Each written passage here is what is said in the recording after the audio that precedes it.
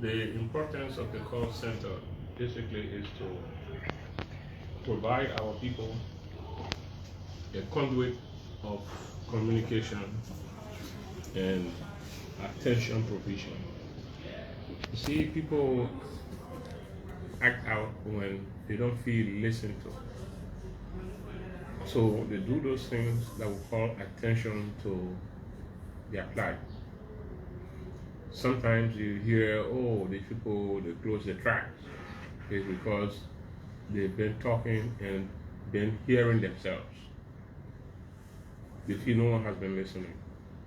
So this call center is one of those media that will provide our people that before you do whatever your mind wants you to do, let the authority know.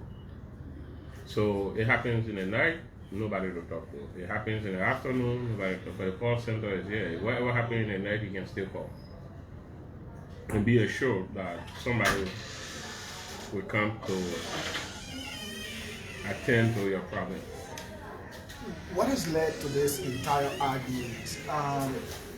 There are too many at times there are problems at concession places and all of those. And if you listen to some of the speakers, what many of them have said is that the lack of explanation of concession agreements to the people who are supposed to be direct beneficiary or people who are affected communities could be the cause. What study have you done for which you've come up with this program, and what achievement do you think this will bring? So the study, firstly, like the lady at the USAID said, a study was conducted, but my personal experience, like I said in my remarks, last Saturday, I was just in Besau, Bome County. And what is the issue? The simple issue, they haven't met the owner of the company, right? So they feel neglected. But that is as simple as it is. So if I had not gone there on Saturday, maybe today you'll be hearing something. And I was able to get to the leader of the company, and he has agreed to meet with them. You understand what I'm saying? That's how simple some of the issues can be. But finding that out, what we try to do is to provide the medium of assistance through the call center. So the WFP, OSIDA, the UNDP, and all the other UN agencies who have felt that there's a need decided to come and assist. Now, to do a little bit of a background, this project that finalized this call center last like 2-3 years ago, before I came in. But on reviewing the project document, when they had to do the gender policy, I felt that some other thing was left out that had to be completed. So I contacted them and they were like, yes, we had to do this, but we had to take a pause. I said, okay, whatever the reason of the pause was, it's over, right? You have to come and finish the last aspect of the project. So, and that was now the issue we have with the call center. Yeah, go ahead. So, I'm Jahim, to move on front page. I would like to know what's the duration of the project, and what is the sustainability plan and the long-term future for this project beyond its expired date? So the project is for 6 months, and beyond 6 months, we will be responsible as a government through this institution to run the call center. And what I see, the most difficult part to that is the public awareness part, where we have to be taking people out in the field to talk to the communities. But if it's just a matter of keeping the computers and the phones here in this building, the building is here. A 5 kVA generator to provide current, that is here, but sustaining it to the point of providing the information that the people would need, sending people out in the field. Because sometimes if I'm manning the call center here and I have to go to the bathroom, right? It's a call that will be made. But when people take, say, a whole weekend out in the field, like I did, so all those information I gathered, now they will be looking up to me as to what is the resolution, right? They don't have to call again because somebody has already been there. But the call center is just important as a first step situation. People still need to go out in the field. That's where the challenge will be. Yes, my name is Edwin Atty, and I write for Matthew 1.9 FM. We're looking at the network system in our country, especially those who live in the rural part of Liberia, in making communication. How it's going to be like between the NBC and those workers that are in the rural part. I find it difficult in just getting a number telephone call. So right now we got Orange. There are plans to provide the Lone Star network also. So there will be two systems. So for example, if you're not getting through the office, I'm sure almost everybody out there got my number. They can call me. Like the last time with D-Mountain, all the MSPs were calling me. I was sitting right here up to 6, 7 o'clock while that whole situation was going on, we're monitoring it.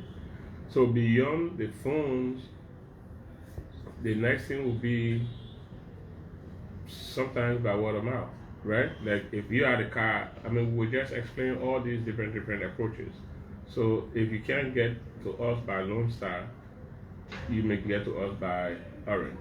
If you can't get to us by both media of communication, then maybe you go to the nearest, filling station, they call it parking stations, right? You see somebody coming in Monrovia, just give them a message. I tell you how important that is. We are conducting research on a particular mineral item. I called the guy and said, Chief, it's risky to go and get the thing in the first place. They got it. How do they bring it to town? I provided them means. And now we have the samples here. We are about to send them to a laboratory to know what is contained in those items that have been taken away. Somebody could tell you, say, they come and say, oh, we just want mango, right? But if you do a serious study of that thing they're taking out, you got all the minerals in it that the country not getting money from. So we have to go one step further. Yeah.